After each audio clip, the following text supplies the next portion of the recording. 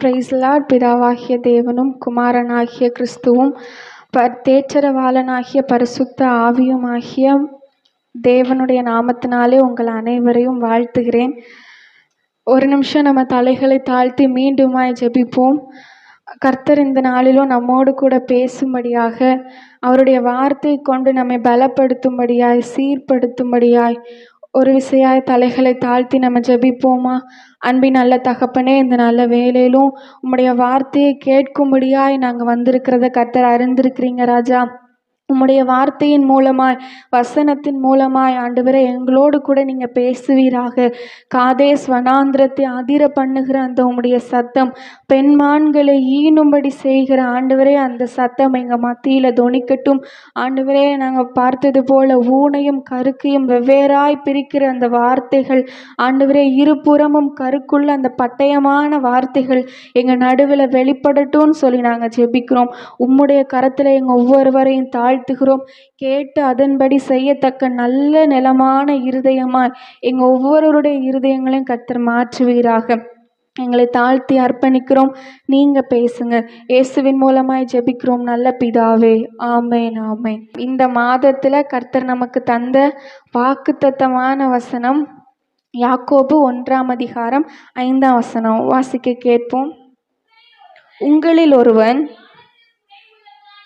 ஞானத்தில் குறையுள்ளவனாயிருந்தால் யாவருக்கும் சம்பூரணமாய் கொடுக்கிறவரும்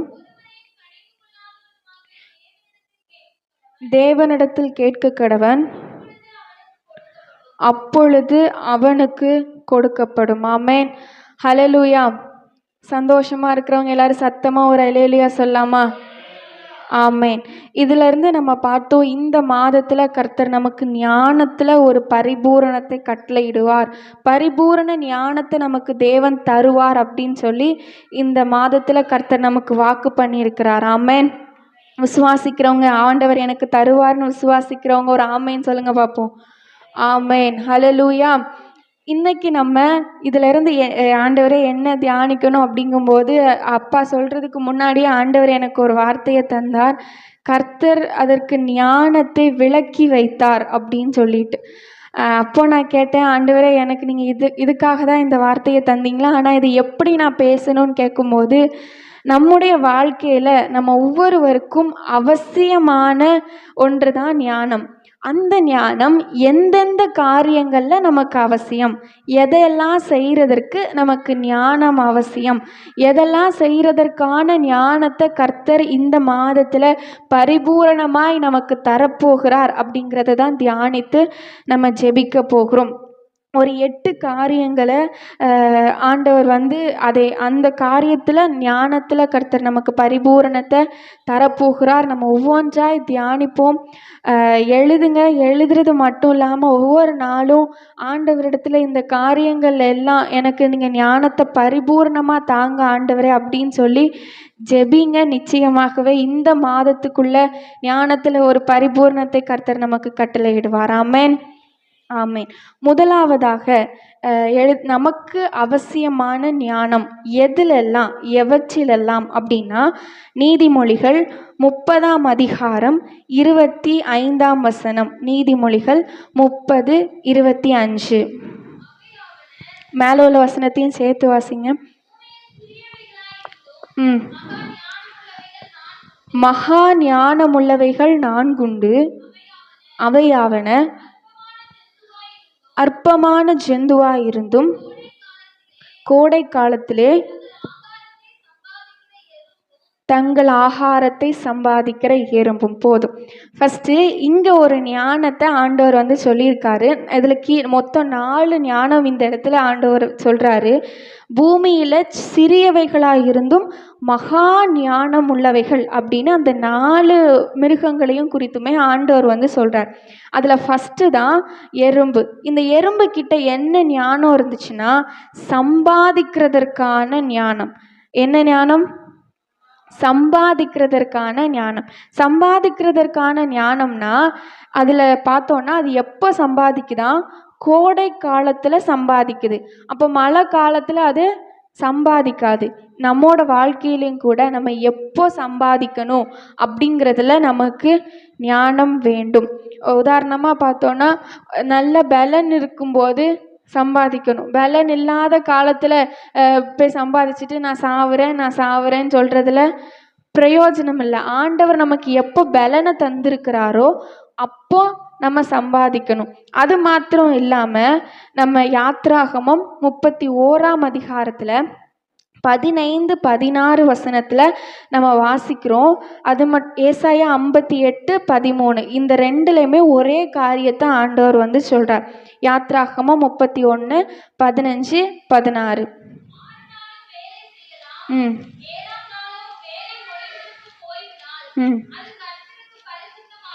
பரிசுத்தமானது.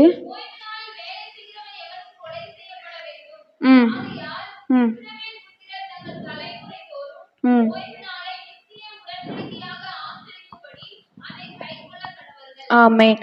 ஏசாயா 58:13 பார்த்தோன்னா, கர்த்தருடைய அந்த ஓய்வு நாளை பரிசுத்த நாளென்று எண்ணுவாயாக. அதில் சொந்த பேச்சை பேசாமலும் சொந்த வேலையை செய்யாமலும் இருக்கும்போது ஆசீர்வாதம் வந்து அதுக்கு அடுத்த 14ஆம் வசனத்தில் ஆண்டவர் சொல்கிறார். இப்போ இந்த 2 வசனத்துல இருந்தும் ஆண்டவர் சொல்லுகிற ஒரு காரியம் என்னன்னா, அதில் பார்த்தோன்னா 6 நாளும் வேலை செய்யலாம், 7ஆம் நாளோ வேலை ஒழிந்திருக்கும் ஓய்வு நாள். அப்போ நம்ம எப்போ வேலை செய்யணும்? 6 நாளும் வேலை செய்யணும். 7ஆம் நாள் வேலை ஒழிந்திருக்கும் ஓய்வு நாள். அன்னைக்கு என்ன பண்ணக்கூடாது? வேலை செய்யக்கூடாது. இன்னும் நம்ம ஏசாயால பார்க்குறோம், சொந்த பேச்சை பேசக்கூட கூடாதான். இங்கேயாச்சும் வேலை ஒளிந்திருக்கும் ஓய்வு நாள்னு தான் போட்டிருக்காங்க. அங்கே பேசுறது கூட நம்ம சொந்த பேச்சை பேசக்கூடாதான். அப்போ எதை பற்றி பேசணும்? கர்த்தருடைய வேதத்தை பற்றி, அவர் செய்த மகத்துவங்களை பற்றி, அவரோட வார்த்தைகளை பற்றி தான் நம்ம ஓய்வு நாளில் பேசக்கூட செய்யணுமா. அதில் கூட நமக்கு சொந்தமானதை செய்யக்கூடாது அப்படின்னு சொல்லி அந்த வசனத்தில் ஆண்டவர் சொல்கிறார். அப்போ முதல்ல இந்த ஞானத்திலிருந்து, சம்பாதிக்கிறதற்கான ஞானத்திலிருந்து கர்த்தர் நம்மோடு சொல்கிறது என்னன்னா, எப்போ வேலை செய்யணும், எப்போ வேலை செய்யக்கூடாது, அந்த ஞானத்தை கர்த்தர் இந்த மாதத்தில் நம்ம ஒவ்வொருவருக்கும் பரிபூர்ணமாய் தரப்போகிறார். ஆமென். 6 நாளும் வேலை செஞ்சுட்டு 7ஆம் நாள் இது முழுவதும் கர்த்தருக்கு தான் அப்படிங்கிற ஒரு ஞானத்தை கர்த்தர் ஒவ்வொருவருக்கும் தரப்போகிறார். ஆமென். இன்னைக்கு அந்த ஞானத்தை ஆண்டவர் நமக்கு தந்திருக்கார். மீண்டும் வருகிற ஒவ்வொரு வாரங்கள்லையும் நமக்கு தருவாராக. ஆமென். ஹல்லேலூயா. ஆனா இன்னைக்கு ஒரு ட்ரெண்ட் என்ன அப்படின்னா, ஞாயிற்றுக்கிழமை வேலைக்கு போறாங்க அப்படின்னா என்ன சொல்லுவோம்? அவங்க வேலை அப்படி அப்படின்னு நம்ம சொல்லுவோம். அப்படிதானே? அவங்க வேலை அப்படி, அதனால அவங்க வேலைக்கு போறாங்க. ஆனா இதுல லேவியராகமம் 23 அதிகாரம் 26 32 ஆண்டவர் ஒரு காரியத்தை சொல்றாரு. வருஷத்துல ஒரு முறை எல்லாருமே வந்து எல்லா புருஷர்களும், பெண்களா இருந்தாலும் சரி ஆண்களா இருந்தாலும் சரி, அவங்க உபவாசம் இருந்து தங்களை சுத்திகரிக்கிற நாள் அப்படின்னு சொல்லிட்டு. இன்னைக்கு வரைக்கும் யூதர்கள் பார்த்தோம்னா அவங்க அந்த வருஷத்துல ஒரு முறை கண்டிப்பா அதை வந்து ஃபாலோ பண்ணுவாங்க. அதை யோம் கிப்பிர் அப்படின்னு சொல்லி அதை சொல்லுவாங்க. அது இராணுவத்தில் இருக்கிறவங்க கொண்டு அந்த நாளில் வேலைக்கு போகாமல் என்ன பண்ணுவாங்களான்னா, அந்த தேவ சமூகத்தில் வந்து தங்களை சுத்திகரித்து கொள்வாங்களாம். அப்போ ஆண்டவர் சமூகத்தில் வர்றதுக்கு இராணுவத்தில் இருக்கிற அந்த வேலை கூட ஒரு பெரிய வேலையே கிடையாது. அதை கூட நம்ம ஆண்டவருக்காக என்ன பண்ணணும்? அந்த ஓய்வு நாளில் விடணும். அப்போ நம்ம செய்கிற இந்த சின்ன சின்ன வேலைகள்லாம் ரொம்ப ஒன்றும் பெரிய விஷயம் இல்லை. அப்படிதானே? தேசத்தை பாதுகாக்கிற அந்த வேலையையே விட்டுட்டு வர சொல்லி ஆண்டவர் சொல்லுவார்னா, நம்ம செய்கிற இந்த சின்ன சின்ன காரியத்தை ஆண்டவர் சரிப்பா செஞ்சுக்கோப்பான்னா சொல்லுவார்? சொல்ல மாட்டார். அப்படிதானே? இப்போ இந்த காரியத்தில் ஒவ்வொரு தேவ பிள்ளைகளுக்கும் ஆண்டவர் இந்த மாதத்தில் ஞானத்தை பரிபூரணமாய் தரப்போகிறார். ஹல்லேலூயா, ஹல்லேலூயா. ஒரு முறை இப்படிதான் அவங்க கூடி இருக்கும் பொழுது மற்ற தேசத்தில் அவங்க சீரியா தேசத்தில் உள்ளவங்க வந்து சரி இதுதான் கரெக்டான சந்தர்ப்பம், யாருமே எல்லையில் இருக்க மாட்டாங்கன்னு சொல்லிட்டு யுத்தத்துக்கு போனாங்களாம். அந்த யுத்தத்தில் ஆண்டவர் ஒரு பெரிய காற்று, எல்லாருக்கும் செய்தி தெரிஞ்சிருச்சு வந்துட்டாங்கன்னு. இவங்க ஆண்டவர் சமூகத்தில் அங்கே உட்காந்து ஜெபிக்கிறாங்க. அப்போ கூட யாரும் எழும்பி நான் யுத்தம் பண்ண போகிறேன்னு யாரும் போகலை. அங்கேயே உட்காந்து இவங்க எல்லாரும் ஜெபிக்கிறாங்க. அப்போ தான் ஆண்டவர் கிரியை செய்கிறாரு. ஒரு பெரிய காற்றை அனுப்பி, அந்த தேசம் ஃபுல்லாகவே நமக்கு தெரியும், இஸ்ரவேல் தேசம்னா குளவி நல்லா பெருசு பெருசாக இருக்கும். எல்லா குளவியும் கொண்டு வந்து இந்த இராணுவங்கள் இருக்கிற இடத்துல ஆண்டவர் போட்டாராம்.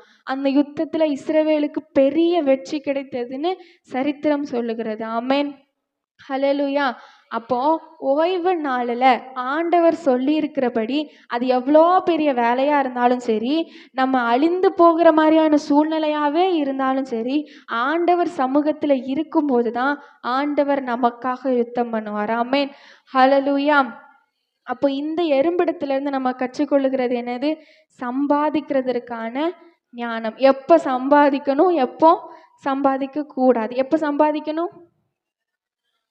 6 நாளும் சம்பாதிக்கணும். 7ஆம் நாள் ஓய்வு நாள், அன்னைக்கு சம்பாதிக்க கூடாது. 2வதா 26ஆம் வசனத்துல நம்ம ஒரு ஞானத்தை பார்க்கிறோம். நீதிமொழிகள் 30:26.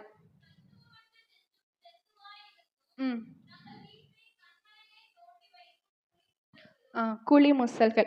இது 2வது ஞானம். இந்த குழிமுசலுக்கு என்ன ஞானம்னா, தான் வீட்டை எப்படி கட்டணும் அப்படிங்கிற ஒரு ஞானம் இருந்துச்சு. ஃபர்ஸ்ட் பார்த்தோம் சம்பாதிக்கிறதற்கான ஞானம்.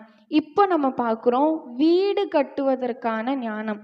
வீடு அப்படின்னாலே நமக்கு தெரியும், குடும்பம். வசனம் சொல்லுது, கர்த்தர் வீட்டை கட்டாராகில் அதை கட்டுகிறவனுடைய பிரயாசம் விருதா அப்படின்னு சொல்லுது. வீடுனாலே குடும்பம். இந்த குடும்பத்தை கட்டுகிறதற்கும் ஒரு ஞானம் ஒவ்வொருவருக்கும் அவசியம். ஆமென். பொதுவாகவே எல்லாரும் சொல்லுவாங்க, வீடு கட்டப்படணும்னா ஸ்திரீ புத்தி உள்ளவளாக இருக்கணும் அப்படின்னு சொல்லிட்டு. புத்தியுள்ள ஸ்திரீ தன் வீட்டை கட்டுகிறாள், புத்தி இல்லாத ஸ்திரீயோ தன் கைகளினால் அதை இடித்து போடுகிறாள்.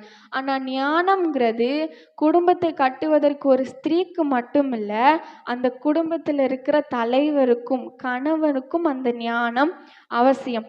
128ஆம் சங்கீதத்தில் ஃபர்ஸ்ட் வசனம் சொல்லுது, கர்த்தருக்கு பயப்படுகிறவன் எவனோ. எவளோ அப்படின்னு அங்கே எழுதலை, எவனோ அப்படின்னு எழுதியிருக்கு. அப்போ ஒரு வீடு கட்டப்படணும்னா அந்த கணவனுக்கும் சரி மனைவிக்கும் சரி ஞானம் அப்படிங்கிறது ரொம்ப அவசியம். யாரோ ஒருத்தர் புத்தியீனமாக இருந்தாலும் மொத்த வீடும் கொலாப்ஸ் ஆயிரும். அப்போ வீடு கட்டப்படணும்னா ஞானம் யாருக்கெல்லாம் தேவை? கணவனுக்கும் தேவை, மனைவிக்கும் தேவை. வாலிபர்கள் நம்ம யோசிக்கலாம், எனக்கு எதுக்கு இப்போ இது அப்படின்னு யோசிக்கலாம். ஆனால் பின்னாட்களில் ஒருவேளை கர்த்தருடைய வருகை தாமதிக்குமானால், நாம் உயிரோடு இருந்தால் நிச்சயமாக நமக்கும் குடும்பம்னு ஒன்று வரும். அப்போ நமக்கு அந்த ஞானம் அவசியம். இந்த ஞானத்துக்காக இப்போ இருந்தே நம்ம ஜெபிக்கணும். ஆமென், ஹல்லேலூயா. நீதிமொழிகள் 31ல் பார்க்குறோம் குணசாலியான ஸ்திரீயை குறித்து. அவள் ஒரு பக்கம் அவளோட வேலையை செஞ்சாலும் அதில் ஒரு வசனத்தில் பார்க்குறோம், தன் புருஷன் பிரபுக்கள் மத்தியில் தேசத்து மூப்பர்களோட நியாயஸ்தலங்களில் உட்கார்ந்திருக்கையில். அப்போ அவன் செய்ய வேண்டிய வேலையும் அவன் அங்கே செய்யணும். குணசாலியான ஸ்திரீயாகிய மனைவி அவ செய்ய வேண்டிய வேலையும் அவ செய்யணும். ஃபஸ்ட் இங்கே குணசாலியான ஸ்திரீயை குறித்து தான் சொல்லுது. ஆனால் அந்த புருஷன் சரி என் மனைவி குணசாலின்னு சொல்லிட்டு வீட்டில் இருக்கல, அவனுக்கும் அந்த குடும்பத்திற்கான தேவைகளை எப்படி சந்திக்கணும், எப்படி வழி நடத்தணுங்கிற ஞானம் இருந்ததுனால தான் அவன் எங்கே போயிருக்கான்? நியாயஸ்தலத்தில் போய் இருக்கான். அவனோட வேலை என்னவோ அதை அவன் கரெக்டாக செய்கிறான். அப்போ ஒரு குடும்பம் அப்படின்னு எடுத்துக்கிட்டா கணவனுக்கும் சரி மனைவிக்கும் சரி அதை கட்டுவதற்கான ஞானம் அப்படிங்கிறது ரொம்ப ரொம்ப முக்கியம். கடைசியில் அதே 31ஆம் அதிகாரத்தில் வாசிக்கிறோம், அவள் பிள்ளைகள் எழும்பி அப்படின்னு. அப்போ அப்பா அம்மா தான் சரி அவங்களுக்கு ஒரு ஞானம் வேணும் குடும்பத்தை கட்டுறதுக்குன்னு சொல்லிட்டு பிள்ளைங்க தூங்கிட்டு இருக்கல, அவங்களும் அவங்களோட பொறுப்பை அங்கே கரெக்டாக செய்கிறாங்க. அப்போ பிள்ளைகளுக்கும் அதில் ஒரு பங்கு இருக்குது. ஃபஸ்ட்டு பார்த்தோம் ஸ்திரீ புத்தியுள்ளவளாக இருக்கணும். அடுத்து பார்த்தோம் கணவன் கர்த்தருக்கு பயப்படுகிறவர்களாக இருக்கணும். இப்போ இந்த நீதிமொழிகள் 31ஆம் அதிகாரத்தில் பார்க்குறோம், ஸ்திரீ மட்டும் இல்லை புருஷன் மட்டும் இல்லை, பிள்ளைகளும் தான் செய்ய வேண்டிய பொறுப்பை செய்கிறதற்கு அவர்களுக்கு ஞானம் அவசியம். அப்போ நம்ம ஒவ்வொரு நாளும் இதற்காகவும் ஜெபிக்கணும். ஆண்டவரே, எனக்கும் என் குடும்பத்தில் இருக்கிற என் பிள்ளைகளுக்கும் என் கணவனுக்கும் என் மனைவிக்கும் இப்படிப்பட்ட ஞானத்தை கர்த்தர் நீங்கள் தாங்க அப்படின்னு சொல்லி நம்ம ஜெபிக்க வேண்டும். இந்த ஞானமும் நம்ம ஒவ்வொருவருக்கும் மிகவும் அவசியமான ஞானம். ஹல்லேலூயா. ஃபர்ஸ்ட் என்ன ஞானம்? சம்பாதிக்கிறதற்கான ஞானம். ரெண்டாவது என்ன ஞானம்? வீடு கட்டுவதற்கான ஞானம். மூணாவதா நீதிமொழிகள் 30ஆம் அதிகாரம் 27ஆம் வசனம்.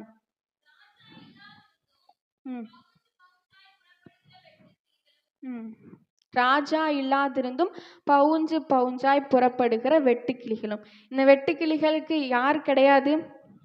ராஜா கிடையாது. ஆனா இது எப்படி போகுதான்? பவுஞ்சு பவுஞ்சா, குரூப்பாக போகுதான்.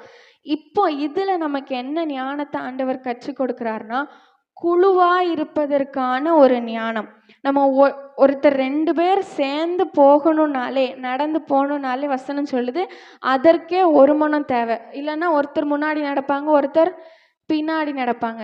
2 பேர் ஒரே மாதிரி நடக்கணும்னாலே அங்க ஒரு ஒற்றுமை தேவை. அப்போ இந்த மாதிரி குழுவாய் நாம் சேர்ந்திருப்பதற்கு ஒரு ஞானம் அவசியம். எங்கெல்லாம் குழுவாய் அப்படின்னா, நம் குடும்பம் ஒற்றுமையாய் இணைந்திருப்பதற்கு ஒரு ஞானம் தேவை. சபை நாம் ஒற்றுமையாய் இணைந்திருப்பதற்கு ஞானம் தேவை. யாரோ ஒருத்தருக்கு மட்டும் இல்லை, எல்லாருக்குள்ளேயும், அந்த குழுங்கிறதுல யாரெல்லாம் இருக்காங்களோ எல்லாருக்குள்ளேயும் ஞானம் அவசியம். ஜெப குழுக்கள் நடத்துவோம், அங்கேயும் நாம் தொடர்ந்து அதை நடத்துறதுக்கு, குழுவாய் பிரயாணப்படுகிறதற்கு ஞானம் அவசியம். ஆமேன். ஹல்லேலூயா. சத்தமா ஒரு ஹல்லேலூயா சொல்லாமா? ஆமேன். அப்போ இதுல இருந்து, இந்த வெட்டுக்கிளிகளிலிருந்து ஆண்டவர் நமக்கு எந்த ஞானத்தை கற்றுக் கொடுக்கிறார்? குழுவாய் இருப்பதற்கான ஞானம். நாம் ஒன்று சேர்ந்து இருப்பதற்கு, எதை பேசினா நம்ம இந்த குழுவாய் நாம் நீடித்திருக்கலாம், எதை பேசாம இருந்தா குழுவாய் நாம் நீடித்திருக்கலாம், எப்படிப்பட்ட செயல்களை செய்தால், எப்படிப்பட்ட செயல்களை செய்யாமல் இருந்தா நாம் குழுவாய் தொடர்ந்து பிரயாணிக்க முடியும் அப்படிங்கிற ஞானம் ஒவ்வொருவருக்கும் அவசியம். ஆமென். ஹல்லேலூயா. இங்க இன்னொரு காரியத்தை இதுல பார்க்குறோம். அதற்கு யார் கிடையாதுன்னு பார்த்தோம்? ராஜா கிடையாது. இப்போ ராஜா இருந்தா கூட சரி நீங்க இங்க இப்படி செய்யுங்கன்னு சொல்லிட்டு அந்த ராஜா வழி நடத்துறாரு, குழுவா இருக்காங்கன்னு சொல்லலாம். ஆனா இங்க ராஜாவே கிடையாது. ஆனாலும் இது எப்படி இருக்கான்? குழுவா இருக்கான், ஒற்றுமையா இது பிரயாணப்படுது.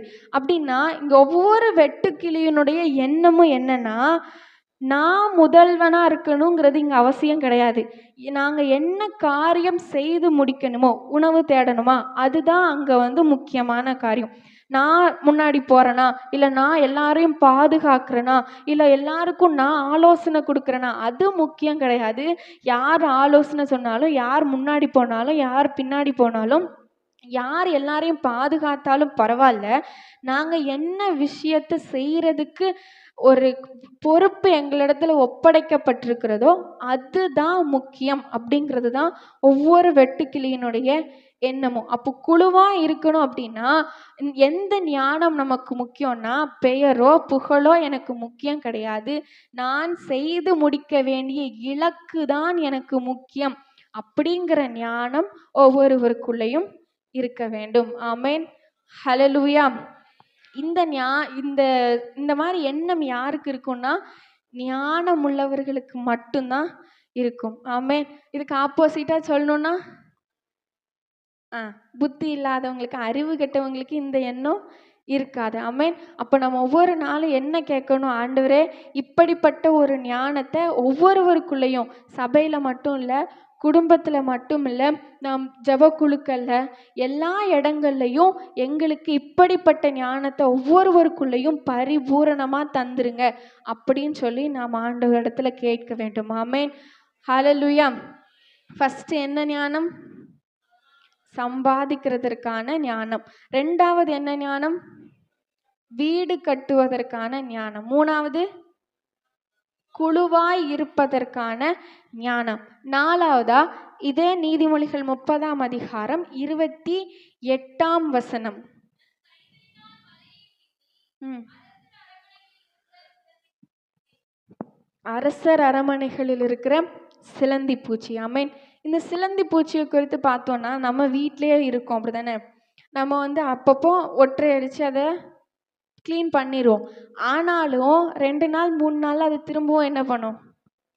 அதே இடத்துல வந்து திரும்பவும் கூடு கட்டும். அப்போ இந்த சிலந்தி பூச்சிக்கிட்ட என்ன ஞானம்னா, திரும்ப திரும்ப முயற்சிக்கிற ஒரு ஞானம். எந்த இடத்துல நம்ம திரும்பவும் முயற்சிக்கணும், எந்த இடத்துல நம்ம திரும்பவும் முயற்சிக்க கூடாதுங்கிற ஒரு ஞானம் ஒவ்வொரு தேவ பிள்ளைகளுக்கும் முக்கியம். ஆமென். ஹல்லேலூயா. சத்தமா சொல்லுங்களேன் ஒரு அல்லேலூயா. இன்னும் கொஞ்சம் சத்தமா சொல்லலாமா? ஆமென். இந்த சிலந்தி பூச்சியினிடத்துல இருந்து நமக்கு என்ன ஞானம்? முயற்சிப்பதற்கான ஞானம். சொல்லுங்க பார்க்கலாம். சத்தமா சொல்லுங்க பார்க்கலாம். முயற்சி.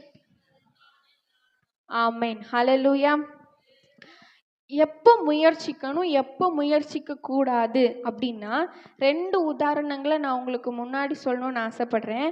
என்னாகமத்தின் புஸ்தகத்துல ஒரு ராஜாவை குறித்து பார்க்கிறோம். பாலாக் அப்படின்னு சொல்லி ஒரு ராஜா இருந்தாரு. அவர் என்ன ஆசைப்பட்டாருன்னா, இஸ்ரவேல் ஜனங்கள் எப்படியாவது சபிக்கப்படணும். இதற்கு பிலேயாம் அப்படிங்கிற ஒரு தீர்க்கதரிசியை அவர் வந்து அழைக்கிறார். அவர் வந்து சொன்னால் கண்டிப்பாக அது நடக்கும்னு தெரிஞ்சு அந்த தீர்க்கதரிசியை எப்படியாவது இவங்களை வந்து சபிங்கன்னு சொல்லி அழைக்கிறார். இந்த பிலேயாம் முதல் வாட்டி ஆண்டவர்கிட்ட கேட்குறாரு. ஆண்டவர் என்ன பதில் சொன்னார்? போகக்கூடாதுன்னு சொன்னார். திரும்பவும் அவங்க இன்னும் அதிகமான வெகுமதிகளை கொண்டு வந்து அவர்கிட்ட கொடுத்து திரும்பவும் அவரை கூப்பிடுறாங்க. அப்போ அவர் என்ன பண்றாரு? திரும்பவும் போய் ஆண்டவரிடத்துல கேட்கிறார். முதல்ல ஆண்டவர் என்ன பதில் சொல்லிட்டாரு? போகக்கூடாதுங்கிறது ஆண்டவருடைய பதில். அதை ஆண்டவர் சொல்லிட்டாரு. ஆனாலும் இந்த பிலேயாம் என்ன பண்றான்? திரும்பவும் ஆண்டவரிடத்துல முயற்சிக்கிறான். இந்த தடவையாச்சும் ஆண்டவர் எனக்கு போகலான்னு உத்தரவு கொடுத்துருவாரா அப்படின்னு சொல்லிட்டு திரும்ப திரும்ப முயற்சித்து ஆண்டவர் சரி போய் தொலைன்னு சொல்லிட்டார். போயிட்டான். அங்க போய் இந்த பாலாக்க பாருங்க, பிலேயாம் சொல்றாரு ஆண்டவர் என்ன சபிக்கிறதுக்கு உத்தரவு கொடுக்கல, ஆசீர்வதிக்க தான் சொல்லியிருக்காரு அப்படின்னு சொல்லி பிலேயாம் சொல்றான். ஆனாலும் பாலாக் என்ன பண்றான்? இந்த இடத்துல ஆண்டவர் சபிக்க சொன்னாலும் சரி, இந்த இடத்துக்கு வந்து பாருங்க, இங்கிருந்து பார்த்தா ஜனங்கள் இன்னும் நல்லா தெரிவாங்க, அதனால அங்கிருந்து ஒருவேளை ஆண்டவர் உங்களை என்ன பண்ணுவார்? சபிக்கிறதற்கு உத்தரவு கொடுப்பார் அப்படின்னு சொல்லி திரும்ப திரும்ப முயற்சிக்கிறாங்க. ஆனா இதனுடைய விளைவு என்னன்னு பார்த்தா, அந்த இஸ்ரவேல் ஜனங்களுக்கு அதிகமான ஆசீர்வாதங்கள் தான் போய் சேர்ந்துச்சே ஒழிய, இதனால அவங்களுக்கு எல்லாமே நஷ்டம்தான் ஏற்பட்டுச்சு. பாலாக்குக்கும் சரி, பிலேயாமுக்கும் சரி. பிலேயாமை பார்த்தோன்னா வழியில ஒரு தூதன் குறுக்கிட்டு அவனை கொல்ல பார்த்தான். பாலாக் எத்தனையோ தடவை முயற்சித்து அவன் நேரம்தான் வேஸ்டே ஒழிய, அந்த ஜனங்கள் தான் அழிந்து போனாங்களே ஒழிய, அதனால அவனுக்கு எந்த பிரயோஜனமும் இல்லை. அப்போ நம்ம எப்போ முயற்சிக்கணும் அப்படின்னா, ஆண்டவர் சரின்னு சொன்னா முயற்சிக்கணும். ஆண்டவர் வேண்டான்னு சொல்லிட்டாருன்னா முயற்சிக்க கூடாது. ஆண்டவர் சரின்னு எந்தெந்த காரியங்கள்ல சொல்றாரோ அந்த காரியத்துல தான் முடியலைன்னாலும் திரும்ப திரும்ப நம்ம முயற்சிக்கணுமே ஒழிய, ஆண்டவர் ஒரு காரியத்தை வேண்டான்னு சொல்லிட்டாருன்னா அது எவ்வளவு அனுகூலமானதா இருந்தாலும் நாம் அதற்கு முயற்சிக்க கூடாது. ஹல்லேலூயா. யோசுவாவை குறித்து நம்ம பார்க்கிறோம். ஆயி பட்டணத்தை பிடிக்கிறதுக்கு ஆண்டவர் இடத்துல கேட்குறாங்க. ஆண்டவர் நீங்க போங்கன்னு சொல்றாங்க. ஆனா அதுல இருந்து எதையும் நீங்க உங்களுக்குன்னு எடுத்துக்கொள்ள கூடாதுன்னு சொல்றார். முதல் தடவை அவனுக்கு தோல்விதான் கிடைக்குது.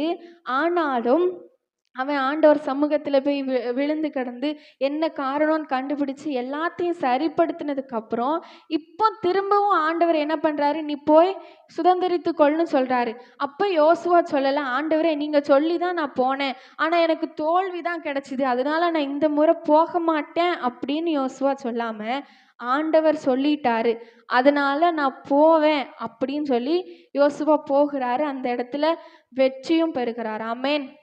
ஹல்லேலூயா. ஹல்லேலூயா. ஆமென். அப்போ நம்ம ஆண்டவர் சொல்லி அந்த காரியத்துல தோல்வியே நேரிட்டாலும் திரும்ப முயற்சிக்கும் பொழுது முடிவு வெற்றியா இருக்கும். ஆனா ஆண்டவர் சொல்லாம எத்தனை தடவை நம்ம முயற்சித்தாலும் முடிவு நமக்கு நஷ்டத்துல தான் முடியும். ஆமென். ஹல்லேலூயா. சத்தமா ஒரு ஹல்லேலூயா சொல்லாமா? ஆமென். முதல்ல என்ன ஞானம் பார்த்தோம்? சம்பாதிக்கிறதற்கான ஞானம். 2வது வீடு கட்டுவதற்கான ஞானம். 3வது குழுவாய் இருப்பதற்கான ஞானம். இப்ப 4வது முயற்சிப்பதற்கான ஞானம். எப்போ முயற்சிக்கணும், எப்போ முயற்சிக்க கூடாது. அடுத்ததா 5வதாக யாக்கோபு 3ஆம் அதிகாரம் 17ஆம் வசனம். யாக்கோபு 3:17. ம் ம் ம்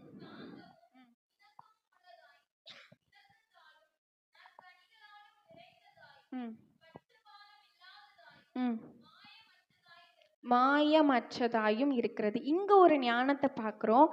பரத்திற்கான ஞானம். என்ன ஞானம்? பரத்திற்கான ஞானம். பரத்திற்கு உரிய அந்த ஞானம், அங்கிருந்து நமக்கு வருகிற ஒரு ஞானம். இது எப்படி இருக்கும் அப்படின்னு சொல்லிட்டு 17ஆம் வசனத்திலையும், எப்படி இருக்காது அப்படின்னு சொல்லிட்டு 14ஆம் வசனத்திலையும் 15ஆம் வசனத்திலையும் இந்த ஞானத்தை குறித்து ஆண்டவர் சொல்றார். முதல்ல எப்படி இருக்கும்னா, அந்த 17ஆம் வசனத்துல பார்க்குறோம், சுத்தம் உள்ளதா இருக்குமா. எப்படி இருக்கும்? கொஞ்சம் சத்தமா சொல்லுங்களேன். ஆமென்.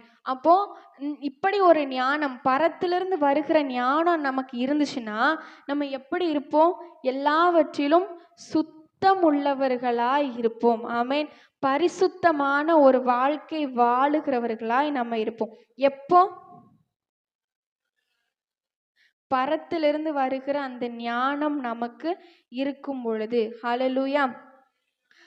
யாக்கோபு 1ஆம் அதிகாரத்துல 27ஆம் வசனத்துல நம்ம பார்த்தோம்னா, திக்கற்ற பிள்ளைகளும் விதவைகளும் படுகிற உபத்திரவத்திலே அவர்களை விசாரிக்கிறதும், உலகத்தால் கரைபடாதபடிக்கு தன்னை காத்து கொள்கிறதுமே பிதாவாகிய தேவனுக்கு முன்பாக மாசில்லாத சுத்தமான பக்தி. எது? உலகத்தால் தன்னை கரைபடாதபடி காத்து கொள்ளுகிறது. அப்போ ஒவ்வொரு சூழ்நிலைகள்லையும் பரிசுத்தமான வாழ்வுனா என்னது? உலகத்தால எனக்கு தேவன் தந்திருக்கிற இந்த ரட்சிப்பின் வஸ்திரத்துல எந்த ஒரு கரையும் பற்றக்கூடாது அப்படிங்கிறது தான். வெளிப்படுத்தல வாசிக்கிறோம், இயேசுவினுடைய இரத்தத்தினால அவர்கள் அந்த வஸ்திரத்தை என்ன பண்ணாங்களாம்?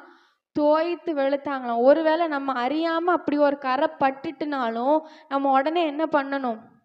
ஆண்டவர் சமூகத்துல போய், ஆண்டவரே உம்முடைய இரத்தத்தினால என்னை கழுவிருங்கன்னு சொல்லி நம்ம ரட்சிப்பின் வஸ்திரத்துல தோய்த்து வெளுத்தவர்களா இருக்கணும். ஆமென். ஒரு சின்ன ஒரு புள்ளி கூட ஆண்டவர் நம்ம ரட்சிப்பின் வஸ்திரத்துல கரைய பாத்திரக்கூடாது. அந்த அளவுக்கு அந்த ஒரு வாஞ்சை உள்ளவர்களா யார் இருப்பாங்கன்னா, பரத்திலிருந்து வருகிற ஞானம் உள்ளவர்கள் தான் அப்படி இருப்பாங்க. ஆமென். ஹல்லேலூயா. அடுத்ததா இந்த ஞானம் சமாதானம் உள்ளதா இருக்கும்.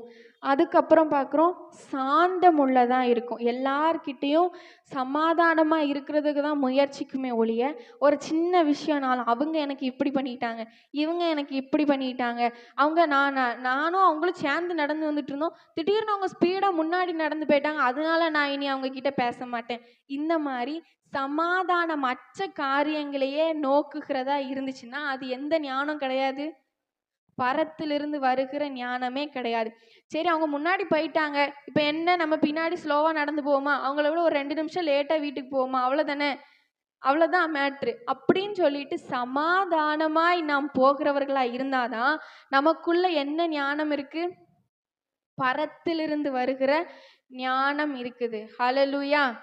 சத்தமா ஒரு அல்லேலூயா சொல்லாமா? கரங்களை உயர்த்தி ஒரு அல்லேலூயா சொல்லுவோமா? ஆமென். அடுத்ததா சாந்தம் உள்ளது இந்த ஞானம். எப்படிப்பட்டது? சாந்தம் உள்ளது. யார் கோபப்படுத்தினாலும் எப்படி இருக்குமா? சாந்தமா இருக்குமா? அதுக்காக சத்தியத்திற்கு நிற்க வேண்டிய இடங்கள்ல சாந்தமா இருக்கும்னு சொல்லல. கோபப்படுத்துகிற சூழ்நிலைகள்ல நாம் சாந்தமா இருக்க வேண்டிய இடங்கள்ல சாந்தமா இருக்கும். ஆமென். அது என்ன ஞானம்? பரத்திலிருந்து வருகிற ஞானம். அப்புறம் இணக்கம், ஒற்றுமையா இருக்கிறதையே எப்பவும் விரும்புகிற ஒரு ஞானம். அடுத்து பார்க்குறோம், இரக்கம் நற்கனிகளால நிறைந்தது. இரக்கம் எப்பவுமே இருக்கும். கஷ்டப்படுறவங்கள பார்த்தா, ஆவிக்குரிய சூழ்நிலையில மேல வர முடியாதவங்களெல்லாம் பார்த்தா இரக்கம் உள்ளதா, மனதுருகுகிற ஒருத்தரா இருந்தாங்கன்னா அவங்களுக்குள்ள என்ன இருக்கு? பரத்திலிருந்து வருகிற ஞானம். ஒவ்வொரு நாளும் நாம் இப்படிப்பட்ட ஞானத்திற்காய் வாஞ்சிக்கிறவர்களா இருக்கணும். அடுத்து சொல்லுது நற்கனிகளால் நிறைந்ததா இருக்குமா. ஆவியின் கனிகள் கலாத்தியர் 5ஆம் அதிகாரத்துல பார்க்கிறோம். 22, 23 9 கனிகள் சொல்லப்பட்டிருக்கு. எல்லாமே நிறைந்தவர்களா, அதுல சொன்ன நற்கனிகளாலும் நிறைந்ததாயும். அப்போ ஒண்ணுல கூட குறைவே கிடையாது. எல்லாமே, எல்லா கனிகளுமே அவர்கள்கிட்ட பரிபூரணமானதா இருக்குமா. யாருக்கு? பரத்திலிருந்து வருகிற ஞானம் உள்ளவர்களுக்கு. அடுத்தது பார்க்குறோம் பட்சபாதம் இல்லாததாயும். இவங்களுக்கு தான் அவங்களுக்கு தான் அப்படின்ட்டு பட்சபாதம் இல்லாத ஒன்றா. பொதுவாக நம்ம உலகத்தில் சொல்லுவாங்க, ஒரு கண்ணில் வெண்ணையும் இன்னொரு கண்ணில் சுண்ணாம்பும் வச்சு பார்க்காம 2 கண்ணுலையுமே வெண்ணெய்னா வெண்ணெய் தான், சுண்ணாம்புனா சுண்ணாம்பு தான், தப்புன்னா தப்பு தான், கரெக்டுனா கரெக்டு தான். அது யாரா இருந்தாலும் சரி. அப்படி பட்சபாதம் இல்லாதவங்க யாருன்னா பரத்திலிருந்து வருகிற ஞானத்தை உடையவர்கள். ஆமென், ஹல்லேலூயா.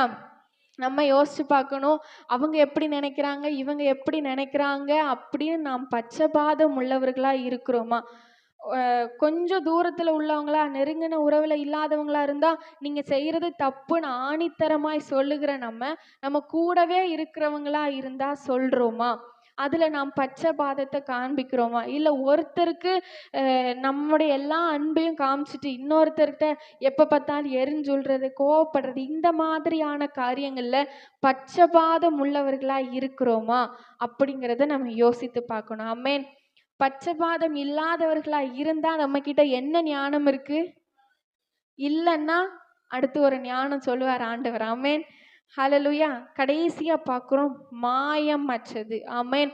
ஆவிக்குரிய வாழ்க்கையிலையும் சரி, சரீர பிரகாரமான வாழ்க்கையிலையும் சரி, மாயமற்றதாய் உள்ளொன்றும் புறமொன்றுமா இல்லாம எப்பவுமே ஒரே மாதிரி தான். ஆமென். உள்ள என்ன இருக்கோ அது அப்படியே வெளியே இருக்கும். ஆமென், ஹல்லேலூயா. சத்தமா சொல்லுங்களேன், அல்லேலூயா. இது எப்படி இருக்கும்? மாயமற்றதாய் இருக்கும். ஆமென்.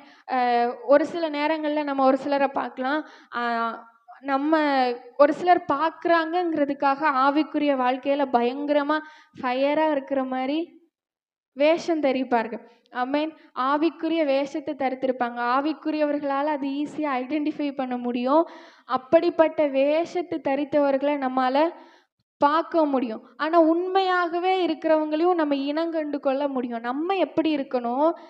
நமக்குள்ள எந்த அளவுக்கு ஆவிக்குரிய வாழ்க்கையில இருக்கிறோமோ அதே மாதிரி தான் இருக்கணும். நமக்கு நேரம் ஒரு வார்த்தை வருதுன்னா, நான் ஆவிக்குரிய வாழ்க்கையில ரொம்ப ஹை அப்படின்னு சொல்லிட்டு ஒரு சிலர் பார்த்தோன்னா ரொம்ப எப்படி இருப்பாங்க, எனக்கு இது இல்லை அப்படிங்கிற மாதிரி அழகா ஆனால் குத்தும், உள்ள மனசு குத்தும்.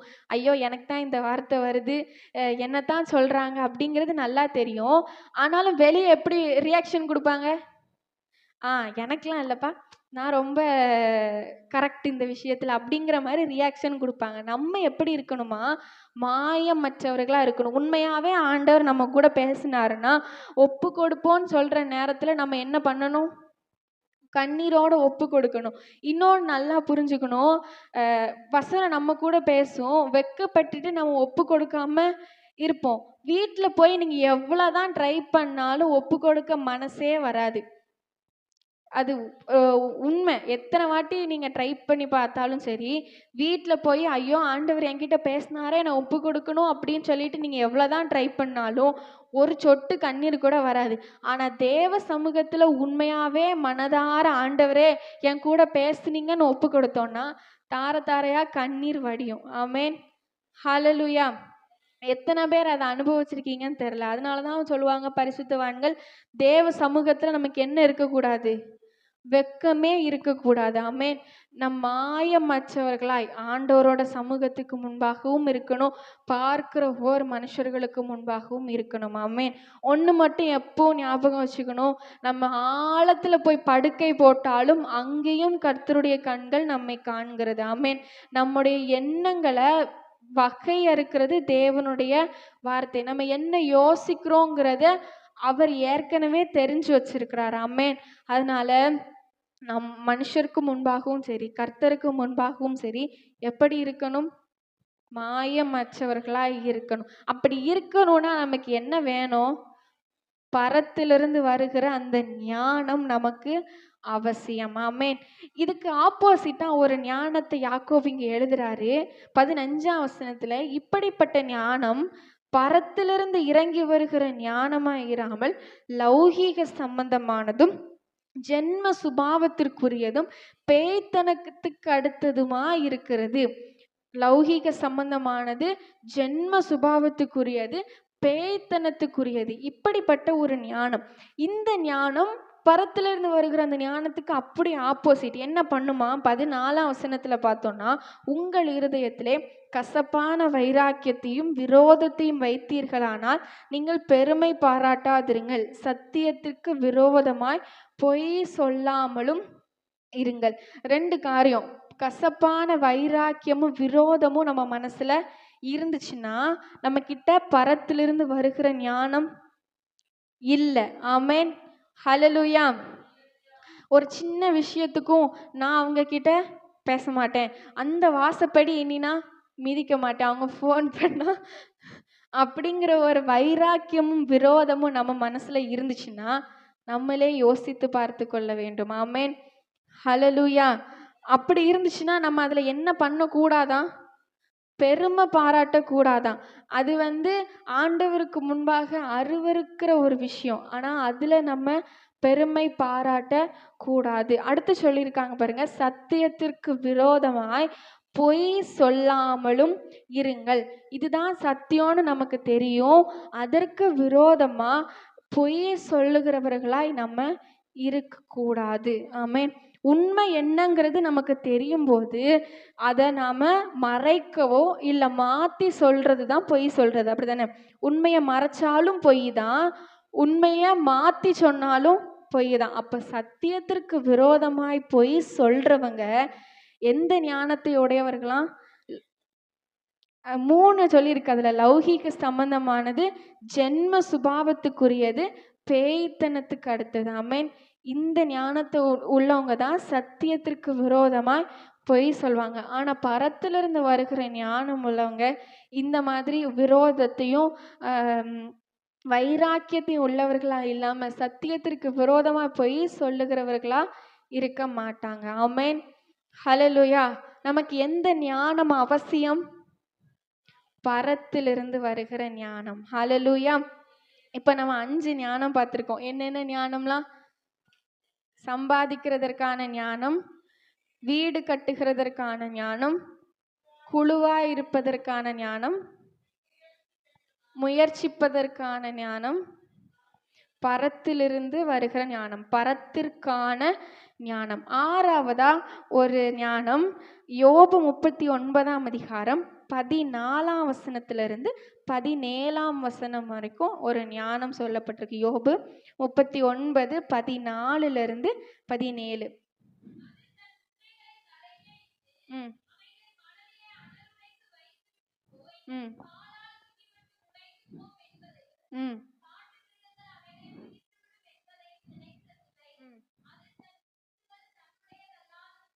ம்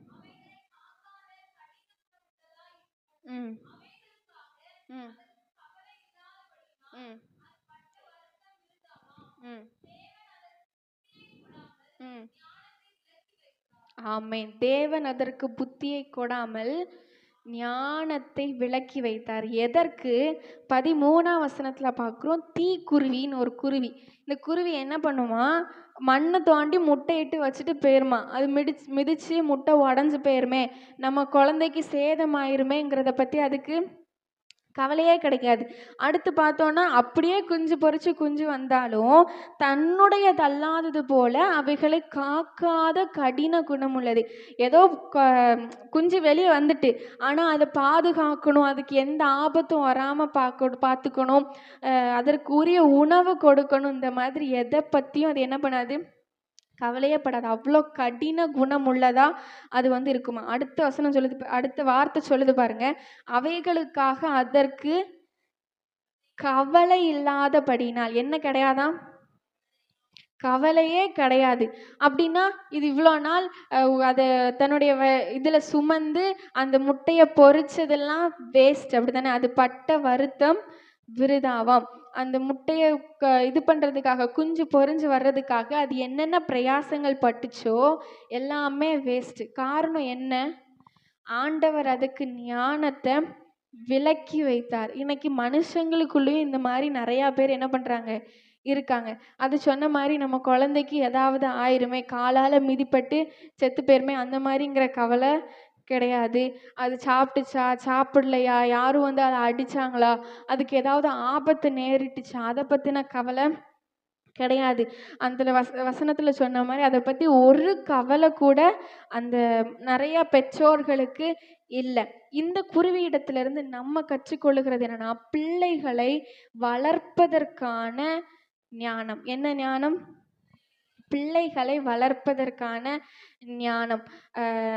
நான் ஆண்டவர்கிட்ட இந்த வசனத்தை ஆண்டவர் தந்தோடனே கேட்டேன், எல்லாம் கரெக்டு தான், ஆனால் நான் இந்த வார்த்தை எப்படி சொல்ல முடியும் ஆண்டவரே அப்படின்னு சொல்லிட்டு நான் ஆண்டவர்கிட்ட கேட்டேன். நான் ப்ராக்டிக்கல்ல இருந்து இப்போ எங்கள் அப்பா பேசினாலும் அம்மா பேசினாலும் பேசுவாங்க, ஆனால் நான் எப்படி ஆண்டவரே இதிலேருந்து சொல்ல முடியும் அப்படிங்கும்போது, நான் பார்த்த உதாரணங்களை கர்த்தர் எனக்கு நிறையா ஞாபகப்படுத்தி தந்தார்.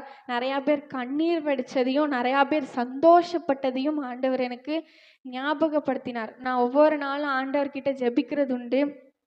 என் வாழ்க்கையில் ஆண்டவரே நான் கண்ணீர் வடிச்சிடக்கூடாது, எனக்கு ஒருவேளை உமக்கு சித்தமானால் உம்முடைய வருகை தாமதித்தால் உயிரோடு இருந்தால் எனக்கு நீங்கள் தருகிற பிள்ளைகளை குறித்து நான் சந்தோஷப்படணும். ஸோ இங்கே இந்த குருவிக்கிட்ட இருந்து நம்ம கற்றுக்கொள்கிறது என்னன்னா, பிள்ளைகளை வளர்ப்பதற்கான ஞானம். அதில் ஒரு 3 காரியத்தை குறித்து நம்ம பார்க்கலாம். ஃபஸ்ட்டு, அந்த பிள்ளைகளுக்கு இந்த குருவி என்ன அன்பு செலுத்தணுமோ அந்த அன்பை செலுத்தலை. அந்த விஷயத்தில் உண்மையாகவே எங்கள் அப்பா அம்மாவை குறித்து நான் ரொம்ப சந்தோஷப்படுவேன். ஒரு சில நேரங்களில் அந்த அன்பை யோசிக்கும் போது எதையுமே யோசிக்க தோணாது. அந்தளவுக்கு நல்ல பெற்றோர்கள் ஆண்டவர் எங்களுக்கு தந்திருக்கிறார். அதற்காக நான் ஆண்டவரை துதிக்கிறேன்.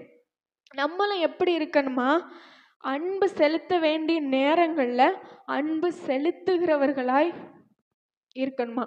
ஆனால் நம்ம பணம் பணம் பணம் பணம்னு ஓடுறமே ஒழிய, பிள்ளை படிச்சுச்சா, பிள்ளை சாப்பிட்டுச்சா, எங்கே இருக்குது, என்ன பண்ணுச்சு, தூங்குச்சா, எதை குறிச்சுமே கவலை இல்லாதவர்கள், அன்பு செலுத்த வேண்டிய அந்த நாட்களில் செலுத்தாதவர்களா நம்ம காணப்படுகிறோமாங்கிறத நம்ம யோசிச்சு பார்க்கணும். ஒரு வயசு வரைக்கும் தான் அந்த பிள்ளைங்க நம்ம கூட இருப்பாங்க.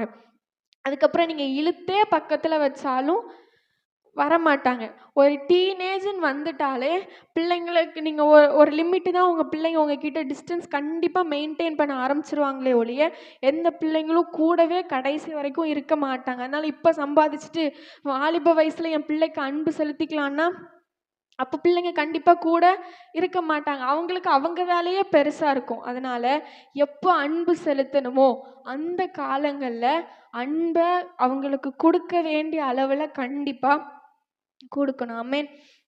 இதுக்கு உதாரணம் தான் இந்த தீக்குருவி. அது தனக்குரிய பிள்ளைங்கிற மாதிரியே அது அந்த குருவி என்ன பண்ணலை, நடத்தலை. கொடுக்க வேண்டிய அன்பு அதுக்கு கொடுக்கல. ஆனால் நம்ம எப்படி இருக்கணுமா, பிள்ளைகளுக்கு கொடுக்க வேண்டிய அன்பை கரெக்டாக கொடுக்கணும். எவ்வளோ அளவு கொடுக்கணுங்கிறதையும் கரெக்டாக கொடுக்கணும். அதிகமாகவும் கொடுத்துடக்கூடாது, குறைவாகவும் கொடுத்துடக்கூடாது.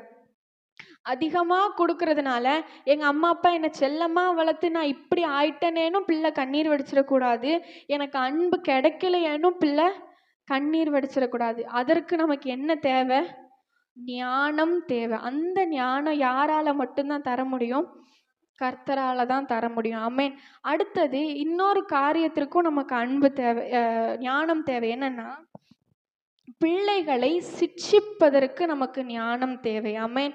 சிட்சிப்பதற்கு நமக்கு ஞானம் தேவை. சங்கீதம் 94 அதிகாரத்தில் 13 வசனம். சங்கீதம் 94:13.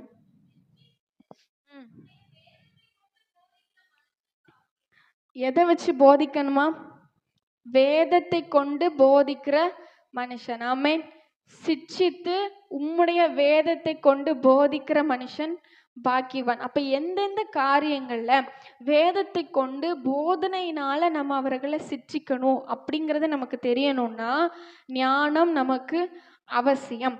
எபிரேயர் 12ஆம் அதிகாரம் 9ஆம் வசனத்துல அந்த வசனத்தை வாசிக்கலாம். எபிரேயர் 12:9. ஆ ஆ அஞ்சி நடக்க போதும். சிட்சிக்கும் போது நம்ம என்ன பண்ணுவோமா?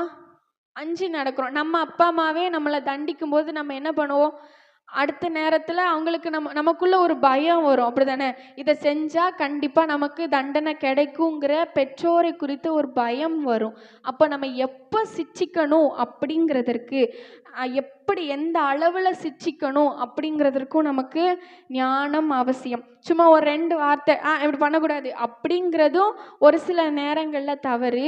வளவளன்னு உட்கார வச்சு அவங்களுக்கு மணிக்கணக்கில் பிரசங்கம் பண்ணுறதும் தவறு. அப்போ எந்த அளவில் சிட்சிக்கணும், எப்போ சிட்சிக்கணும், எங்கே வச்சு சிட்சிக்கணுங்கிற எல்லா ஞானமும் நமக்கு அவசியம். இது பிள்ளைகளை வளர்ப்பதற்கான ஞானத்தில் ஒன்று. ஆமேன். பப்ளிக்கில் வச்சு நம்ம பிள்ளைய நீ அப்படி பண்ணுறது தப்புன்னு சத்தமாக சொன்னோன்னா அடுத்த நேரம் அந்த பிள்ளை அதை 2 மடங்காக பண்ணுமே ஒழிய அது திருத்த வாய்ப்பு இல்லை. என்ன நிறைய பிள்ளைங்களை, என் கூட படிக்கிற பிள்ளைங்களை நான் யோசித்து பார்த்துருக்கேன். டீச்சர்ஸ் திட்டுவாங்க, எல்லாரும் முன்னாடியும் திட்டாங்கங்கிற ஒரே காரணத்துக்காக திரும்பவும் அந்த தப்பை பண்ணுவாங்களே ஒழிய, திரும்பவும் வேணிக்குனே பண்ணுவாங்களே ஒழிய அதை திருத்தனா மாட்டாங்க. இது பிள்ளைகளுடைய மனநிலை. ஆமேன். அப்போ நம்ம எங்கே வச்சு பிள்ளைங்களை சிட்சிக்கணும், எந்த அளவில் சிட்சிக்கணும் அப்படிங்கிறதும் முக்கியம். ஆமேன். ஹல்லேலூயா.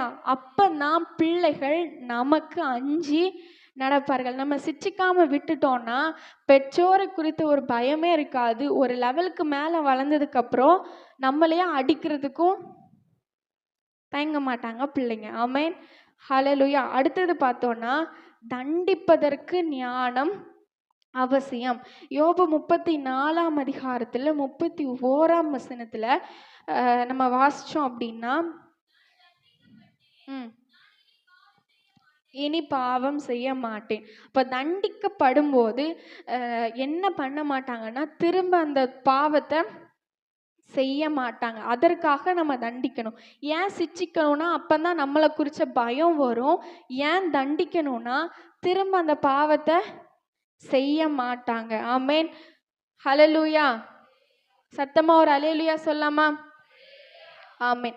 நீதிமொழிகள் 13ஆம் அதிகாரம் 24ஆம் வசனம், நீதிமொழிகள் 23ஆம் அதிகாரம் 13ஆம் வசனம், நீதிமொழிகள் 22ஆம் அதிகாரம் 15ஆம் வசனம், இது எல்லாத்துலேயும் பார்த்தோன்னா பிரம்புங்கிற ஒரு வார்த்தை யூஸ் பண்ணியிருப்பாங்க. நீதிமொழிகள் 13:24 வாசிங்க பார்ப்போம்.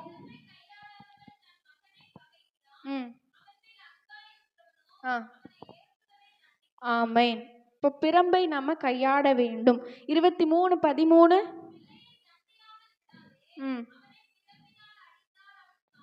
ஆமேன்.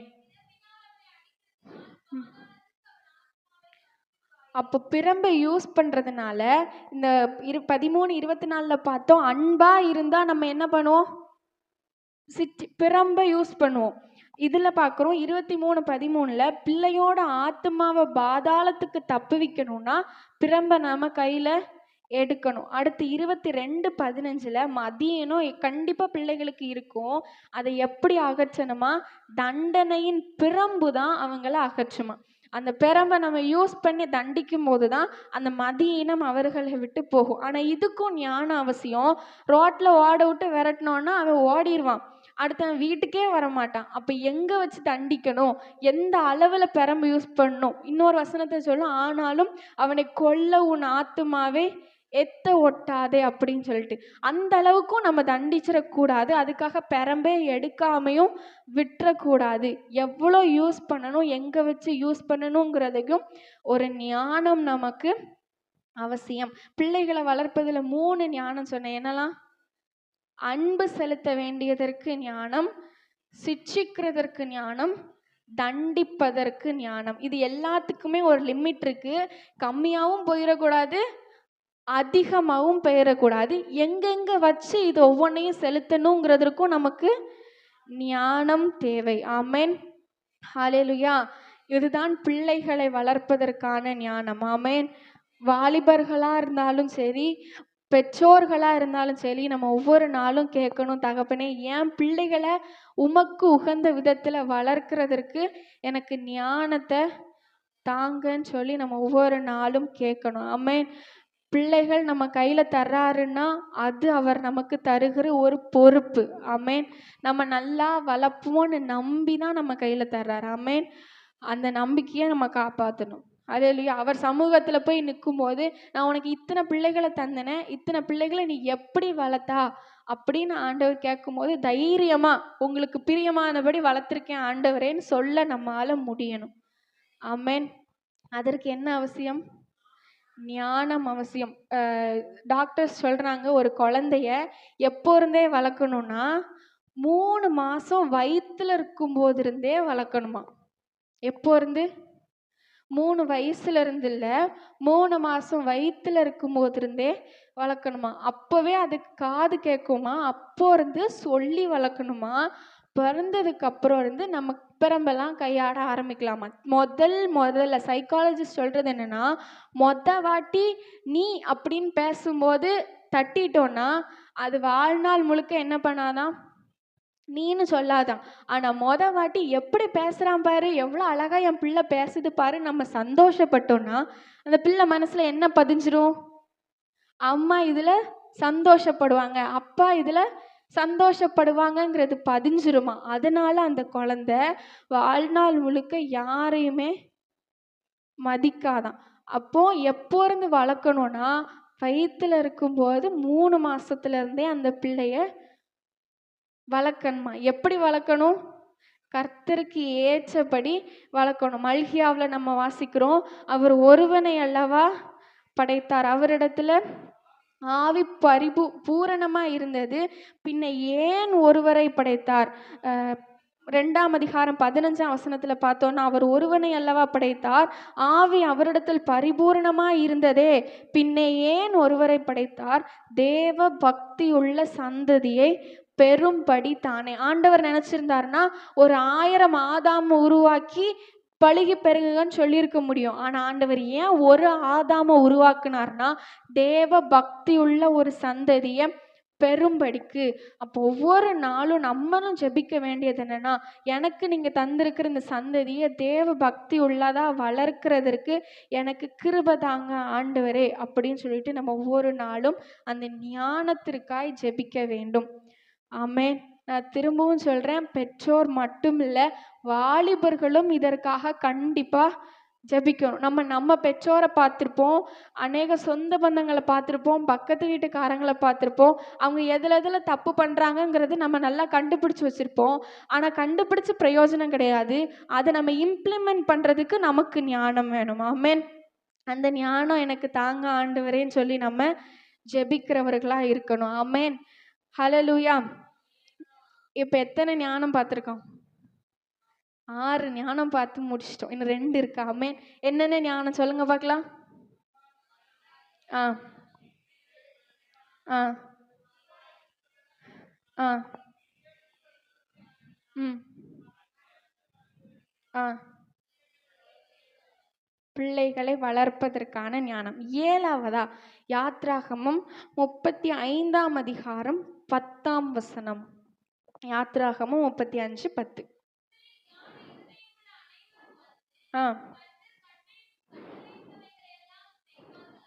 கர்த்தர் கட்டளையிட்டவைகளை எல்லாம் செய்வார்களாக. அப்போ கர்த்தர் கட்டளையிட்டது எல்லாத்தையும் செய்கிறதுக்கு ஞானம் நமக்கு அவசியம். இது என்ன கட்டளை அப்படின்னு பார்த்தோன்னா, மோசேக்கு ஆண்டவர் மலையில் வச்சு ஒரு தரிசனம் கொடுக்கிறார். என்னன்னா, ஆசரிப்பு கூடாரம் கட்டப்பட வேண்டும், ஆலயம் கட்டப்பட வேண்டும், நான் வாசம் பண்ணக்கூடிய ஒரு ஆலயம் கட்டப்படணும். ஆமென்.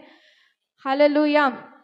ஆலயம்னா அதில் 2 அர்த்தம் இருக்கு. ஒன்று, ஆவிக்குரிய பிரகாரமாய் நாமே அந்த ஆலயம். ஆமென். இன்னொன்று, சரீர பிரகாரமாய் நாம் இப்போ இருக்கிறது இந்த இடம் ஒரு ஆலயம். ஆமென். ஹல்லேலூயா. சத்தமா ஒரு அல்லேலூயா சொல்லுங்க பார்க்கலாம். ஆமென். இந்த 2 ஆலயத்தையும் கட்டுகிறதற்கு ஆண்டவர் இந்த பைபிள் முழுக்க நிறைய கட்டளைகளை கொடுத்திருக்கிறார். ஆமென். அந்த எல்லா கட்டளைகளையுமே நம்ம செய்கிறதற்கு என்ன இருந்தால் மட்டும்தான் முடியுமா? ஞானம் இருந்தால் மட்டும்தான் முடியுமா? ஞானம் இல்லாதவங்களால தன்னோட அந்த சரீரமாகிய ஆலயத்தையும் கட்ட முடியாது, இந்த ஆலயத்தும் கட்டுகிறதற்கு உறுதுணையாக இருக்க முடியாது. ஆமென். அப்போ ஒவ்வொரு நாளும் நம்ம என்ன கேட்கணும்? ஆண்டவரே, சரீரமாகி இந்த ஆலயமும் சரி, இப்போ நாங்கள் கூடி வருகிற அந்த ஆலயம் சரி, கட்டப்படுகிறதற்கு எங்களுக்கு ஞானத்தை தாங்க அப்படின்னு சொல்லி நம்ம ஆண்டவரிடத்துல கேட்கணும். இந்த ஆலயத்தில் செய்கிறதற்குன்னு கண்டிப்பாக செய்ய வேண்டிய ஒரு 3 விஷயம் என்னன்னா, மல்கியா 3ஆம் அதிகாரம் 10ஆம் வசனம். மனப்பாடம் பண்ணவங்களுக்கு ஞாபகம் இருக்கா? மல்கியா 3:10. பெருசா இருக்கு, ஆனாலும் மனப்பாடம் பண்ணிட்டோம் பாஸ்டர்னு சொன்னீங்க. ஞாபகம் இருக்கிறதா? இல்லையா? வாசிங்க பார்க்கலாம். ஆ ஆ ஆமா, அவ்வளோதான் வசனமா? ஆ சரி. இந்த வசனத்தில் நம்ம என்ன பார்க்குறோம்? ஆலயத்தில் ஆகாரம் உண்டாயிருக்கும்படி எதை கொண்டு வரணுமா?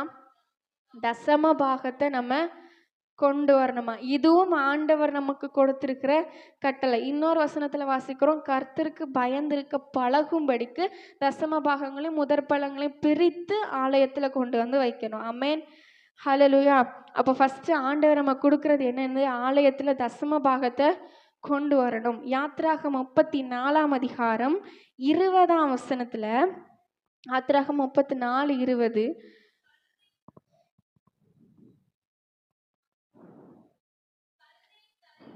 ம் மீட்டுக் கொள்வாயாக. ஆ ம் ஆ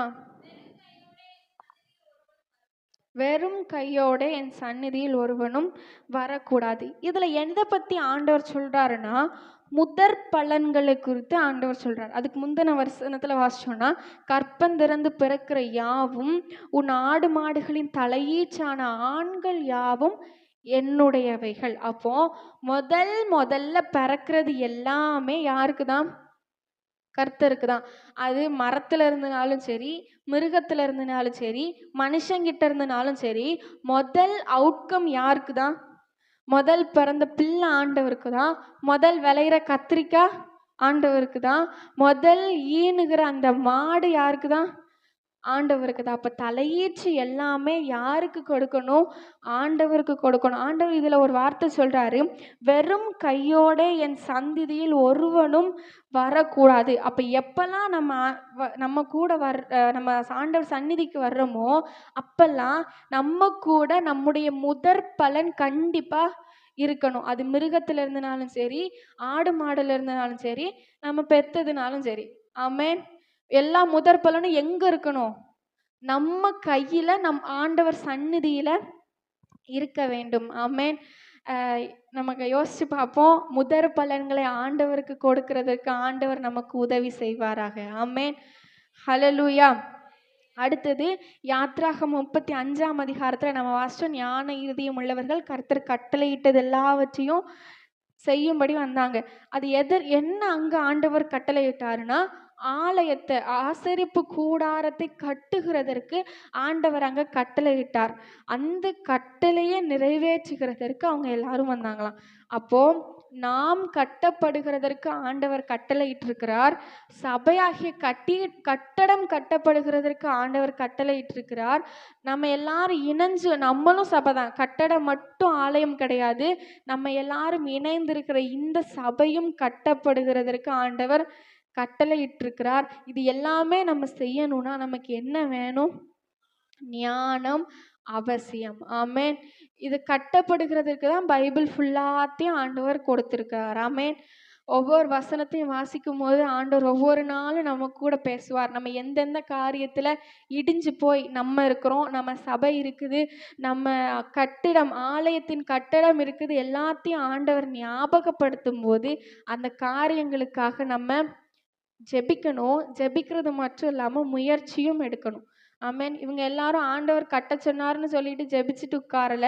கொடுக்க வேண்டியதை கொடுத்தாங்க, கட்ட வேண்டிய இடங்களை அவங்க தான் கட்டுனாங்க. ஆமென். ஹalleluya. சத்தமா ஒரு அல்லேலூயா சொல்லாமா? நான் சொல்றது புரியுதா? புரியுதா இல்லையா? புரியுது. ஆமென். அப்போ இந்த ஞானம் என்ன ஞானம்? கர்த்தரின் கட்டளையை செய்வதற்கான ஞானம்.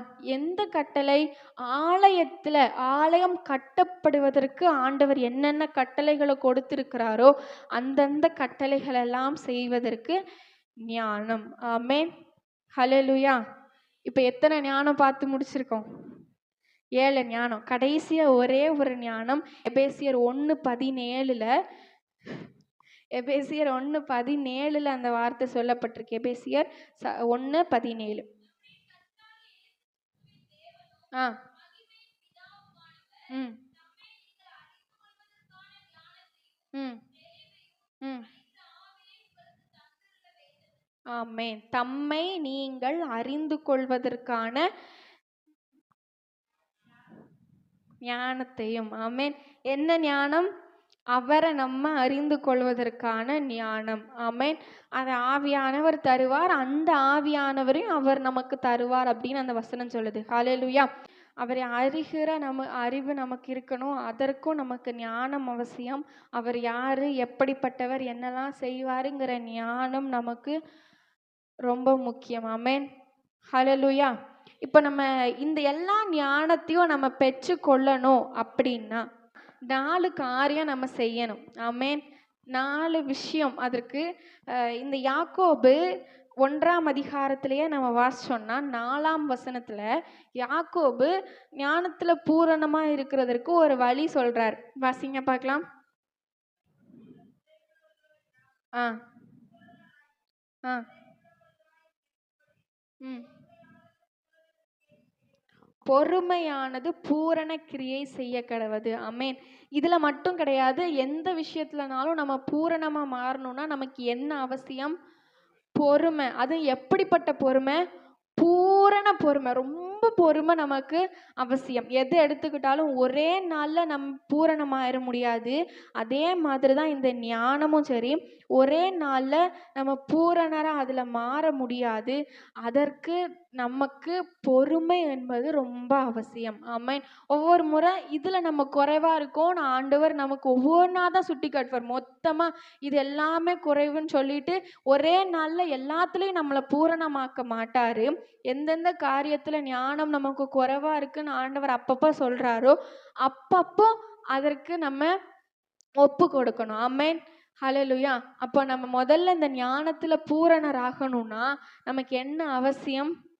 பொறுமை ரொம்ப அவசியம். நீதிமொழிகள் 13ஆம் அதிகாரம் 20ஆம் வசனம். ஞான் ஆ ம் ம் ஞானிகளோட சஞ்சரிக்கிறவன் ஞானம் அடைவான். இப்போ நம்ம ஞானம் அடையணும் அப்படின்னா நமக்கு என்ன அவசியம்? ஞானிகளோட நாம சஞ்சரிக்க வேண்டுமா? யாரோட சஞ்சரிக்கணும்?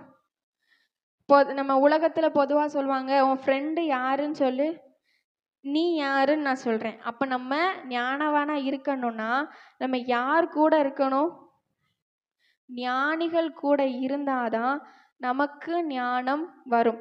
இப்போ உதாரணத்துக்கு பார்த்தோம்னா சம்பாதிக்கிறதற்குரிய ஞானம் உள்ளவங்க கிட்ட தான் நமக்கும் அந்த ஞானத்தை பெற்றுக்கொள்ள முடியும். அவங்க கூட இருந்தாதான் நம்ம இதுல குறைவா இருக்கோங்கிறத ஆண்டவர் நமக்கு சொல்லுவார். அப்படிதானே? அப்போ அந்த இதுல நம்ம பூரணப்படுத்தி கொள்ள முடியும். அப்போ நம்ம ஞானிகளோட சஞ்சரித்தா மட்டும்தான் ஞானத்துல நம்ம என்ன பண்ண முடியும்னா பூரணராக முடியும். இப்போ பிள்ளைகளை வளர்க்குறதுல நம்ம ஒரு மிஸ்டேக் பண்றோம். அதுல கரெக்டா இருக்கிற ஒருத்தர்கிட்ட நம்ம இருக்கும்போது தான் சரி நம்ம இது செய்யறது தப்பு அப்படிங்கிறது நமக்கு தெரிய வரும். அப்போ நம்ம அதை ஆண்டவர்கிட்ட ஒப்பு கொடுத்து அதுல ஞானத்துல பரிபூரணப்பட முடியும். அப்ப முதல்ல ஞானம் கிடைக்கணும்னா பொறுமை நமக்கு அவசியம். 2வது நாம் ஞானிகளோட சஞ்சரிக்க வேண்டும். ஆமென். ஞானிகளோட சஞ்சரிக்கிறவன் தான் ஞானம் அடைய முடியும். ஒருவேளை நம்ம மூடருக்கு தோழனா இருந்தோம்னா அதை நான் சொல்லல. ஆமென்.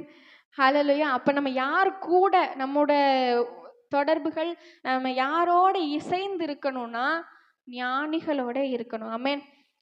யாத்ராகமம் 35:33 சரி, ஏசாயா 11:22 ரெண்டும் வாசிக்கலாமா? யாத்ராகமம் 35:33.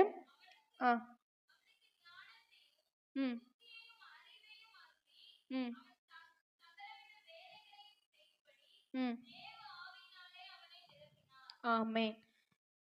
தேவ ஆவியினாலே நிரப்பினார். எதற்கு? ஞானத்தை பெறும்படிக்கு. ஏசாயா 11:22ல ஞான 11:2ல ஞான ஆமென். ஞானத்தையும் உணர்வையும் அருளும் ஆவி. அப்போ ஞானம் யாரிடத்துல இருந்து தான் கிடைக்கும்? பரிசுத்த ஆவியானவரிடத்துல இருந்து தான் நமக்கு கிடைக்கும். அந்த ஞானத்தை பெற்றுக்கொள்ளணும்னா அப்ப நம்ம யாரை பெற்றுக்கொள்ளணும்? பரிசுத்த ஆவியானவரை நம்ம பெற்றுக்கொள்ளணும். ஃபர்ஸ்ட் பொறுமை நமக்கு அவசியம். 2வது ஞானவான்களோட நம்ம சஞ்சரிக்கணும். 3வது பரிசுத்த ஆவியானவரை நம்ம பெற்றுக்கொள்ள வேண்டும். நாம் இப்படி பெற்றுக்கொள்ளும் போது ஒவ்வொரு காரியத்தையும் அவர் நமக்கு போதித்து நடத்துவார். ஆமென். அந்த ஆவியானவர் உங்களுக்குள்ள வரும்போது சகல சத்தியத்திற்குள்ளும் உங்களை நடத்துவார் அப்படின்னு வசனம் சொல்லுது. அப்போ ஒவ்வொரு காரியத்தையும் இதை இப்படி செய்யணும்னு ஆண்டவர் நமக்கு கற்றுக் கொடுப்பார். ஆமென். கடைசியா தானியேல் 2ஆம் அதிகாரம் 21ஆம் வசனம்.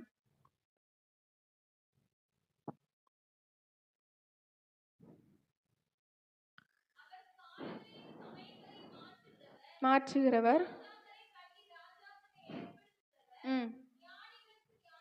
ஞானிகளுக்கு ஞானத்தையும். ஆமென். போதும். இதுல ஞானத்தை யார் கொடுக்கிறார்? இங்க கர்த்தர் தர்றாரு. ஆமென். ஞானிகளுக்கு ஞானத்தை கொடுக்கிறது யார் தான்? கொஞ்சம் சத்தமா சொல்லாம, யார் கொடுப்பாங்க? கர்த்தர் தான் ஞானத்தை கொடுப்பார். யாக்கோபு 1ஆம் அதிகாரம் 5ஆம் வசனத்திலையும் யாக்கோபு சொல்றாரு, ஒருவரையும் கடிந்து கொள்ளாதவருமாகிய தேவனிடத்தில் கேட்க கடவன், அப்பொழுது அவனுக்கு கொடுக்கப்படும். அப்ப ஞானம் ஆண்டவரால தான் நமக்கு தர முடியும். அப்ப நம்ம அவரிடத்துல கேட்க வேண்டும். ஆமென். ஃபர்ஸ்ட் என்ன பண்ணணும்? பொறுமையா இருக்கணும். 2வது ஞானிகளோட சஞ்சரிக்கணும். 3வது பரிசுத்த ஆவியானவரை பெற்றுக்கொள்ளணும். 4வது ஆண்டவரிடத்துல கர்த்தரிடத்துல கேட்கணும். ஆமென். ஹல்லேலூயா. இதுக்கு ஒரு ப்ரூஃப் அப்படின்னு பார்த்தோம்னா லூக்கா 21ஆம் அதிகாரம் 11ஆம் வசனத்துல ஆண்டவர் சொல்றாரு, நீங்க பேசுகிறதற்கான ஞானத்தை நான் உங்களுக்கு தருவேன் அப்படின்னு சொல்லிட்டு சொல்றாரு. லூக்கா 21ஆம் அதிகாரம் 15ஆம் வசனம். உங்களை விரோதிக்கிறவர்கள் ஒருவரும் எதிர் பேசவும் எதிர் நிற்கவும் கூடாத வாக்கையும் ஞானத்தையும் நான் உங்களுக்கு கொடுப்பேன் அப்படின்னு சொல்றாரு. அந்த ஞானத்தை ஸ்தேவானுக்கு ஆண்டவர் கொடுத்தார். ஆமென். அப்போஸ்தலர் 6ஆம் அதிகாரம் 10ஆம் வசனத்துல தெளிவா எழுதியிருக்கு, அவன் பேசின ஞானத்தையும் ஆவியையும் எதிர் நிற்க அவர்களால் கூடாமற் போயிற்று. ஆமென். ஆண்டவர் சொன்னாருன்னா கண்டிப்பா செய்வார். அப்போ வசனத்துல இது எல்லாத்தையும் ஆண்டவர் எழுதியிருக்காருன்னா கண்டிப்பா அதை செய்வார். ஆனா அதற்கு நம்ம என்ன செய்யணுமோ அது எல்லாவற்றையும் நம்ம செய்ய வேண்டும். ஆமென். இப்போ வரிசையா சொல்லாமா எல்லா ஞானத்தையும்? ஃபர்ஸ்ட் சம்பாதிக்கிறதற்கான ஞானம். 2வது வீடு கட்டுவதற்கான ஞானம். 3வது குழுவா இருப்பதற்கு. 4வது முயற்சி செய்வதற்கு. 5வது பரத்திற்கான ஞானம். 6வது பிள்ளைகளை வளர்ப்பதற்கான ஞானம். 7 கர்த்தருடைய கட்டளைகளை செய்வதற்கான ஞானம். 8வது அவரை அறிந்து கொள்வதற்கான ஞானம். ஆமென். இந்த 8 ஞானத்தையும் நம்ம பெற்று கொள்ளணும்னா நம்ம என்ன பண்ணணும்? பொறுமையா இருக்கணும். பொறுமை பூரண கிரியை செய்ய வேண்டும். அடுத்து ஞானவான்களோட சஞ்சரிக்க வேண்டும். 3வது பரிசுத்த ஆவியானவரை பெற்றுக்கொள்ளணும். 4வது அவரிடத்துல நம்ம கேட்கணும். எல்லாத்தையும் எழுதியிருக்கீங்களா? எழுதலையா? நோட்டே கொண்டு வரலையா? ஓ சரி. ப்ரூஃபும் பார்த்தோம் நம்ம. ஆண்டவர் சொன்னாரு, லூக்கா 21ஆம் அதிகாரம் 15ஆம் வசனத்துல சொன்னாரு. அது நிறைவேறினதை அப்போஸ்தலர் 6ஆம் அதிகாரம் 10ஆம் வசனத்துல நிறைவேற்றினார். ஆமென்.